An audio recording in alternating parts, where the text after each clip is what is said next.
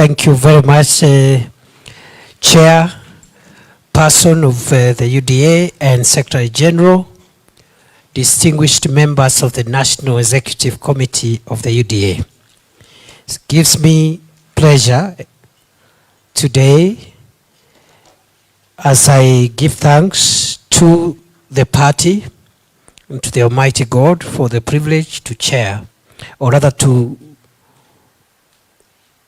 assist this party in serving as the deputy party leader. The last few weeks have been momentous as we went through the constitutional and judicial processes that have led to the change of guard in the office of the Deputy President of the Republic. And therefore, I must thank you as the party organ that is responsible for steering the day-to-day activities of the party. I must thank you for acting swiftly to make sure that our party does not experience any leadership gaps so that we move forward the same way the other constitutional process of the transition in the office of the Deputy President of the Republic has already been concluded to ensure that there is seamless service delivery to the people of Kenya and to the members of our party. Thank you very much. Number two, I want to say that I have been part of the journey that this party has traveled since it was founded. I am a proud member of the UDA, and therefore my first responsibility is my responsibility as a loyal party member of UDA,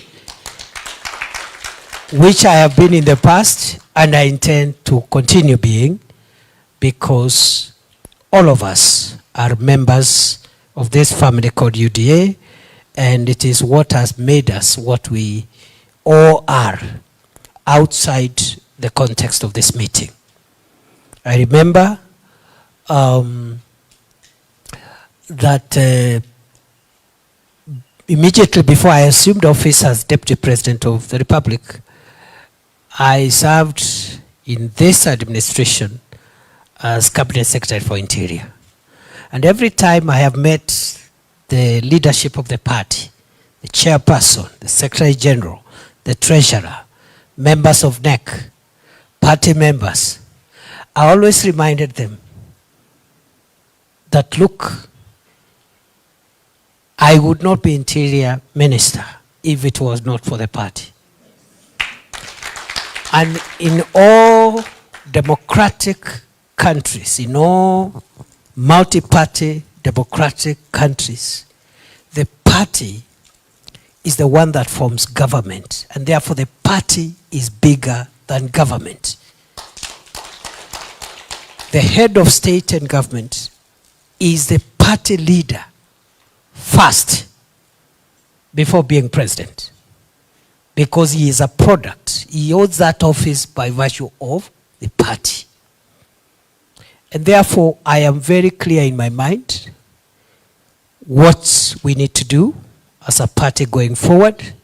Of course, the second role, which has been bestowed on you again with a lot of humility this morning, I accept, other than being a party member, to now serve as deputy party leader. In that role, I expect to assist our party leader as he steers our party, as he steers the country, as the leader also of the country at the moment, so that some of the functions that he delegates to me, requests me to assist in, or I am asked to assist in by the party, I'll be more than able, more than willing and available to assist in. I am taking over this role in a very, very defining moment in the life of our nation. At a time when the country is engaged in, or has been engaged in the recent weeks and months, in conversations about identity, and who we are as a country. And there has been conversations around our nationhood and our identity as the people of Kenya. Having been a founder member of UDA, having served in different roles within the party, especially my role as chief agent of the president, our presidential candidate, and the running mate during that time, I am aware that our party stands for the unity of our country. I am also privileged to have taken part in the drafting of our constitution and also the setting up of the various organs that are established in the party constitution. I have also been privileged to be part of the team that put together the manifesto of our party. And in all those things that I have cited, I am also very aware that our party stands for the unity of our country. And therefore, as this transition takes place, I want to assure you my unwavering loyalty to the ideals for which our party stands for. I will work with all the organs established under our party constitution for the good and for the better and optimal performance of our party as expected of us by the people of Kenya. I will lead a very consultative engagement, and of course we will all take direction and leadership from our party leader, who is the vision carrier of our administration and who right now is in the steering of our party even as we march into the future.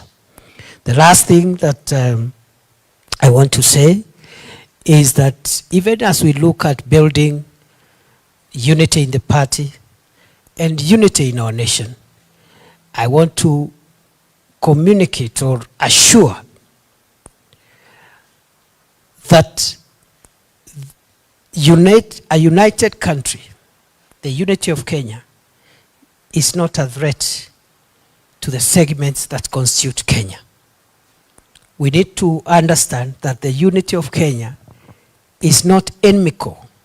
It doesn't work counter to the interests of the segments that constitute Kenya. What it does is to make the segments that constitute Kenya stronger and more viable. And therefore, I know there is a multiplicity of ideas, interests, aspirations, but those ideas of the various segments which constitute our party must converge so that we pursue the broader ideas that our party believes in, and that is how we will build a strong country, a united country, unify our people, create nationhood, and create the viability of our republic, because without our unity, our republic will not be viable. We will be doing small things all the time because of our thoughts, our interests, our values are not aggregated together. So I'm a firm believer of the unity of Kenya, the indivisibility of Kenya, the oneness of Kenya, and we start that by pursuing these ideals in our party, within our party, so that whatever views that party members have, sections of our parties, including persons with disabilities, young people, the older members of society, different religious, ethnic, or whatever other shades that we have, let us remember all the subnational interests must always converge and meet at the table of our country as a whole. So I wish you well, and I look forward to work with you, and I look forward to spending more time here. I have been coming here, of course, with the permission of the party leadership, but in a discreet manner, for two reasons. Why I've been coming here at least once every 2 weeks for an hour or so is because I was the Interior Minister and I needed to know that this place is secure because because the head of state is our party leader and he uses this facility, isn't it? And therefore I needed to check from time to time that this facility is secure for the Commander-in-Chief. Number two, I used to come here because I until now, and I'm still consulting with the chair and the SG and the other leaders of the party officials, that until now, I am the chief agent of the president until I hand over to the next chief agent. So I will be advised by the party how we go about that. I am a custodian of very many instruments that relate to electoral aspects of our presidential candidate. And just like the IEBC, that office must continue, the chief agent's office must continue to exist until another one comes in for the next election cycle. So I used to come here as the chief agent of the president to make sure that the paperwork is okay. Nobody has interfered with the files. Our liaison with the registrar of political parties is still okay, but only in that limited sense of being a chief agent. Of course, there wasn't much work after the Supreme Court determined the validity of the election, but it is good manners and good practice that the party's presidential chief agent must hover around until another one is appointed. And going forward, we shall discuss that. So I've been asked just to give a short summary in Swahili for the sake of our members who are out there. Nataka nishukuru kwa sababu siku ya leo ni siku muhimu sana katika chama chetu cha UDA. Miezi michache imepita, wiki chache zilizopita, kumekuwa na mabadiliko katika ofisi ya naibu wa rais, na kulingana na katiba ya nchi yetu na shughuli ambazo zimefanywa na bunge la kitaifa, bunge la seneti na mahakama zetu, utaratibu ambao umefuatiliwa umeleta mabadiliko katika ofisi ya naibu wa rais. Nataka nishukuru chama chetu cha UDA vile vile kwa kuharakisha mabadiliko ambayo itawezesha chama kuendelea, kusikue na mwanya katika taratibu na uongozi wa chama. Nimechukua nafasi hii kwa unyenyekevu na nimeahidi ya kwamba nitafanya kazi na vyombo vyote na vitengo vyote vya chama chetu, kwanza nikiwa mwanachama, kwa sababu sisi zote ni wanachama wa UDA, na mimi nitaendelea kuwa mwanachama mwaminifu wa chama chetu cha UDA. Ya pili, nitafanya kazi mpya ambayo nimepatiwa kwa heshima kubwa na chama chetu, kumsaidia kiongozi wa chama chetu katika kuendesha masuala ya chama chetu, na nitakuwa mara kwa mara nikifanya kazi kupitia ushauri wenu kama baraza kuu la chama na vitengo vingine ambavyo chama chetu kimeanzisha kulingana na katiba ya chama, na vile vile wanachama wetu ambao wako katika sehemu zote za nchi ya Kenya. Vile vile ningetaka niseme ya kwamba chama chetu lazima tukitie nguvu, lazima tukiwezeshe.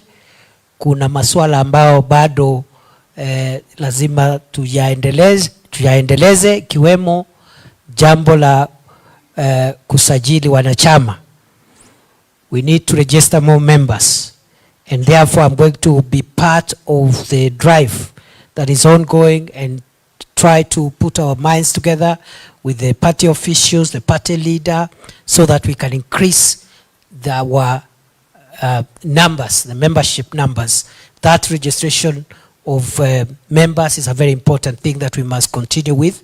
The second exercise is, of course, the elections, the grassroots elections that have been going on. We will again, under the leadership of our party leader and consultations with the party organs, make sure that we proceed with that process of completing grassroots party elections.